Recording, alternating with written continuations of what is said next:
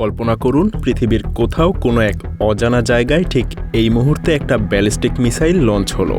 ঠিক সেই মুহূর্তে পৃথিবীর অনেক উপরে প্রায় 22,000 মিটার উচ্চতায় ঘুরতে থাকা কিছু স্যাটেলাইট হঠাৎ করে কিছু অস্বাভাবিক সিগন্যাল ধরে ফেলে। এই স্যাটেলাইটগুলো সবসময় পৃথিবীর দিকেই তাকিয়ে থাকে।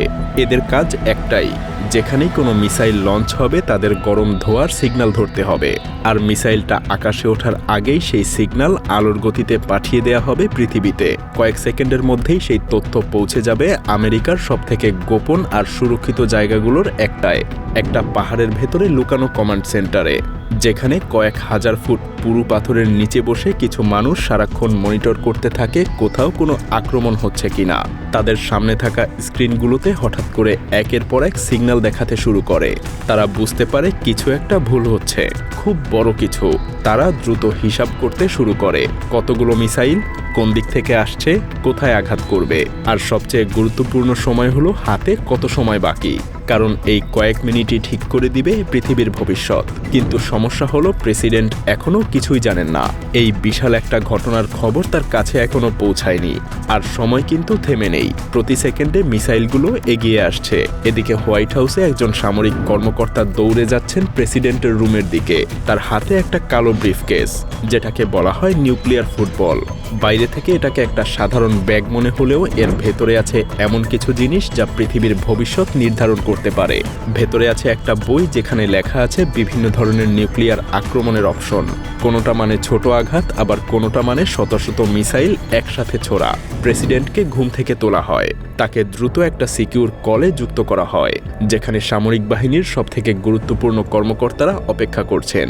তারা প্রেসিডেন্টকে জানায় কতগুলো মিসাইল আছে, কোথায় আঘাত করবে, আর তার হাতে কত সময় আছে।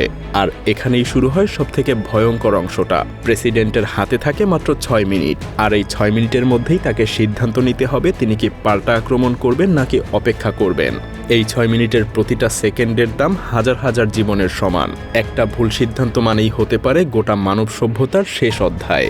আর আরও ভয়ঙ্কর ব্যাপার হলো এই সিদ্ধান্তটা নেয়ার সময় প্রেসিডেন্টের কাছে সব তথ্য পুরোপুরি নিশ্চিত নাও থাকতে পারে, কারণ ইতিহাসে এমন ঘটনাও ঘটেছে যেখানে ভুল অ্যালার্মের কারণে গোটা নিউক্লিয়ার সিস্টেম একবার প্রস্তুত হয়ে গিয়েছিল, কিন্তু শেষ মুহূর্তে বোঝা যায় যে সেটা ছিল একটা ভুল সিগন্যাল।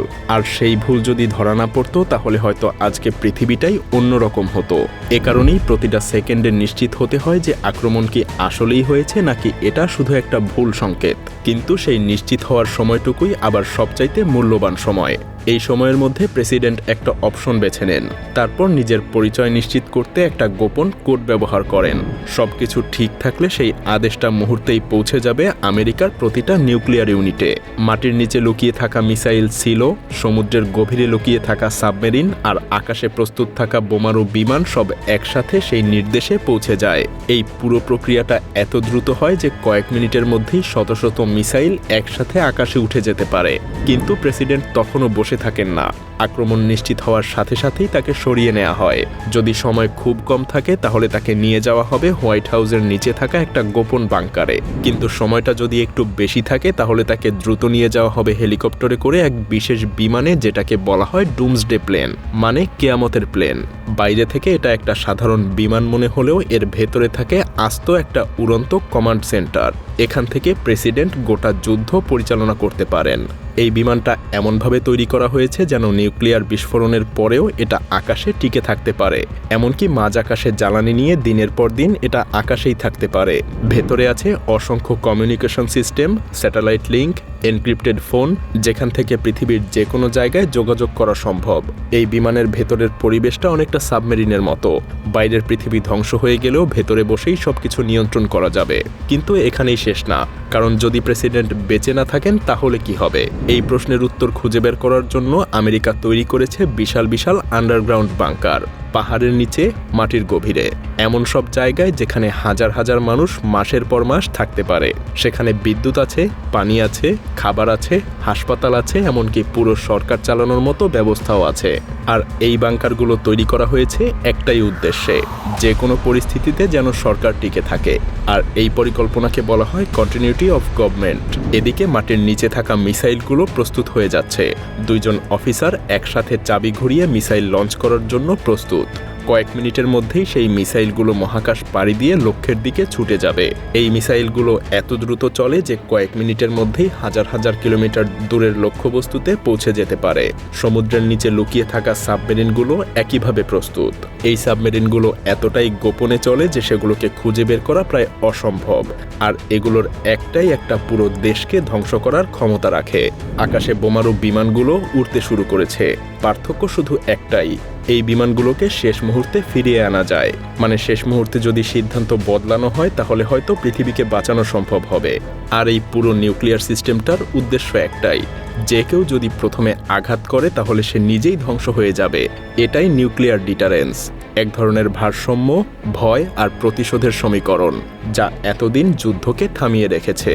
কিন্তু একই সাথে এই সিস্টেমটাই পৃথিবীর জন্য সবচাইতে বড় ঝুঁকি, কারণ যদি কোনোদিন এটা সত্যি হয়ে যায় তাহলে আর কোনো কিছুই থামানো যাবে না। শেষ পর্যন্ত প্রেসিডেন্ট আকাশে, মিসাইলগুলো পথে, সাবমেরিনগুলো প্রস্তুত, বাংকারগুলো প্রস্তুত, আর পুরো পৃথিবী অপেক্ষা করছে পরবর্তী কয়েক মিনিটে কি হতে যাচ্ছে।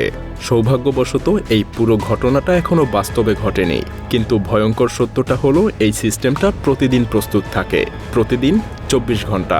কেউ না কেউ বসে আছে সেই স্ক্রিনের সামনে, অপেক্ষা করছে কোনো অস্বাভাবিক সিগন্যাল আসে কিনা।